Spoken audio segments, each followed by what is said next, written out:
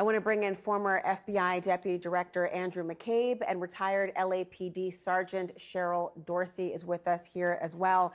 You know, a lot happening as we get the information, and it truly is unfolding. I want to begin with you, Sergeant Dorsey, because you've got two mass shootings, frankly, days apart in California. Monterey Park was one, now Half Moon Bay.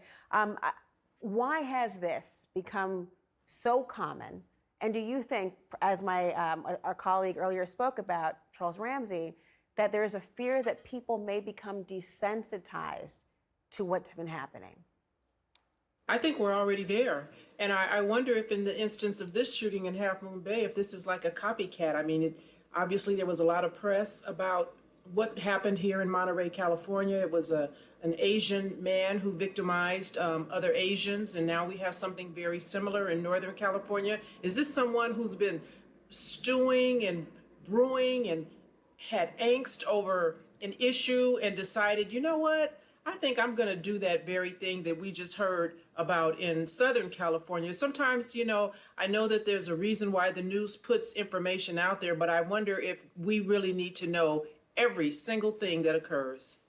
That's an important point. And our colleague of mine, Shan Wu, earlier was just speaking about this, Andrew, the idea of not immediately discounting the possibility of hate crimes simply because the person is of the same race of some of the victims. There could be the same type of animus, gender-wise or otherwise, race-wise and beyond, that can't be discounted. But to Sergeant Dorsey's point, the availability of information, the need for transparency, at least in the consuming, court of public opinion, do you think that that can at times weigh against the ability to stop crimes like this? You know, that's hard to say, Laura. It's totally understandable that communities are looking for answers to questions like what motivated this person to commit this horrible act. It's a way of understanding or assessing future danger. Is there something else out there that we should be worried about? We want to kind of be able to categorize these things in our own mind and kind of put them into a particular box in terms of the way that we understand them. And so the thirst for information to understand things like motive and intent is really never ending. However, that leads to the sort of coverage that we're doing right now, that we did over the weekend, that we always do around these events, that could in fact serve to draw more attention to these individuals and to their methods and their equipment and their guns and everything else. So it's really hard. We're in a very tough spot in terms of trying to bring people the information they reasonably seek, but also trying to assess whether or not that's ultimately harmful. It's I think the answer to that question is way beyond me. Sergeant Dorsey, to that point, I mean, we've in mass shootings in the past, remember the Boston bombers and beyond, there was a conversation around even should we as media mention and talk about the person who's committed the crime as opposed to focusing on the victim so as to minimize the potential impact. But I do wonder from your your law enforcement background in particular, you know, in the case of what's happened in Half Moon Bay, you have a living suspect.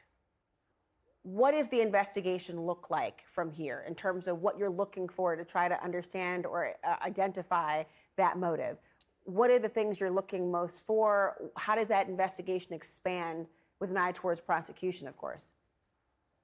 One would hope that he would be cooperative. I mean, you reported that he was taken into custody at a police station, and so it sounds like maybe he went there to turn himself in, and so he can provide a lot of information as to the why. That's what everybody wants to know, and with that information, perhaps we can avoid future instances. What I want to encourage everyone to do going forward is be your own best advocate and protector, if you will, because the horse is out of the barn, the guns are out there, people are acting on impulses.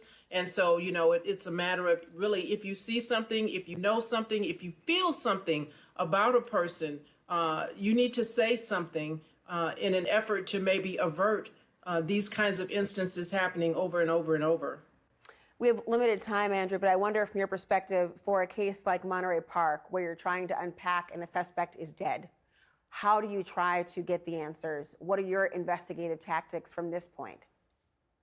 It's basics, Laura. You got to talk to friends, neighbors, family members, coworkers, anybody who knew him to try to pull together a picture of the sorts of things that he said to other people, maybe complaints that he had, stories that he told. And then you want his own writings, whether it's on social media or on emails or texts to friends. You've got to do the forensics on all those electronics devices that we know that they seized from his residence yesterday. So there's a lot of work for investigators to do here, and hopefully that'll enable them to stitch together an understanding of what made this guy tick. I mean, there are so many answers the families are looking for to have lost their loved ones, and we're still waiting for the identities of those who were killed in Monterey Park and also in Half Moon Bay. Thank you to both of you.